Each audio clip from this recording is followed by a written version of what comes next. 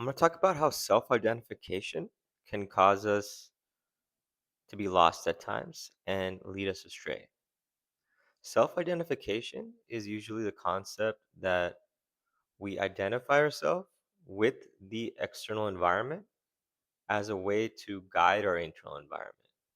So, for example, we may identify ourselves as being a certain occupation in life, and we tie ourselves or gain attachment towards that. So, someone may be wanting to be a physician, and growing up, that is something that they identified with. So, they always saw themselves as I am a physician, I am going to be a doctor, I'm going to be a medical student, I'm going to provide care as a means through the healthcare service. I'm going to do all these amazing things. All these I statements that you're continuing to hear as I provide these sentences over and over again. The problem with these I statements is that they can go both ways. You can have I am going to be doing all these great things, but you can also have I am not worthy, I am not good enough, I don't know if I can do this, I'm not going to be a physician. So that's what I'm ultimately trying to provide by saying that self identification or having attachment towards something can cause us to have these dichotomies in life where we live these highs and lows, where we say, I am doing these amazing things, or when that doesn't happen, I am not the best, I am not worthy, I don't have any purpose, I don't have any meaning.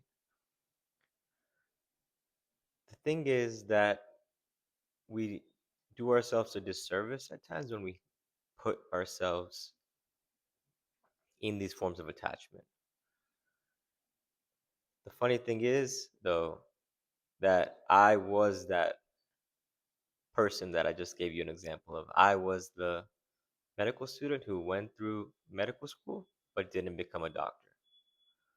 So that's the amazing thing about this because I ultimately found myself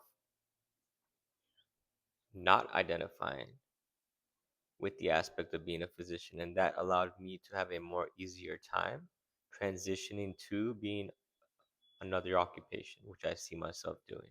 And even now, I'm making this YouTube video and I'm providing insight through that as well, or providing value. Because prior to med school, I went through my trials and tribulations where I had to apply multiple times. In a sense, I had to start over, apply, start over, do a master's program, didn't work out, start over on that, med school, doing that again, and not going through that positively. So it's just like all these things that kind of built up over time, and I was able to strengthen that muscle over time as well. I also went through a point of self discovery and self growth and spiritual growth as well prior to med school, where I was able to take that time while I was applying to reflect and take that time for myself. I think that was so beneficial for me as well. And I know it's not always available for everyone, so I do take that as a sense of gratitude because having that space was something that was definitely beneficial. Another thing that I find is that idea of starting all over again. Thing is, there is no starting all over again because you're usually starting from a point or foundational point prior to that. So for me, prior to med school, or not prior to med school, prior to leaving med school or failing out of med school, I had all this amazing knowledge that I had built up towards that point. So I could have stated, oh, now that I failed out of med school, I don't have any real good knowledge about the healthcare field. I don't know if I can be a provider in the future. All these questions, all these statements. However, the reality is that I had gained all this knowledge. I had built all this information in my mind through going through med school, doing the master's programs, even prior to that, working in the field as well, so gaining some practical exposure as well.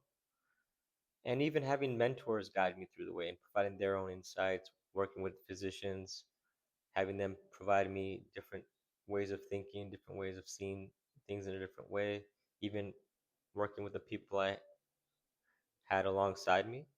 So it's all these things that ultimately allowed me to gain that sense of, yeah, I have these perspectives and knowledge. It's not like it just went away. And I think that's something that we forget at times. We think that there is just a flat, we're starting all over. There is nothing else besides that. But there is. You have gained something, some insight, some wisdom, some knowledge from the thing you have done prior to that. And I think that can, at times, you can use that as a way of leverage to the next field. You can use the knowledge you gain from that. Sometimes it's not apparent, and it's like more subliminal in a sense. So it's important to be aware of those things and take time to ask those questions, like what did I learn from what I did before this? What did I gain? What knowledge can I apply to the next endeavor I'm trying to pursue? Sometimes we're not aware of that. And sometimes asking this question allows us to kind of churn that inner mind and have more insights, more awareness of that. Like, and you start to realize that you did more than you thought you did, which is really amazing. I think that's really what I use this video as, a form of reflection towards my own journey. I know a lot of you may be struggling in your own manner, be going through your own trials and tribulations. And I just use it as a video to state that there is no real starting over, and creating these identities in life at times may cause us to think more negatively than the actual situation may provide itself to be. Or they may cause you to think more positively. There's always that thinking that sometimes things are not as bad as they may be, and sometimes things are not as good as they may be. So it's both ends of the spectrum, just having that perspective of both sides. I end this video by saying, I hope you gained some insight from this video, and I hope you have a great rest of your day.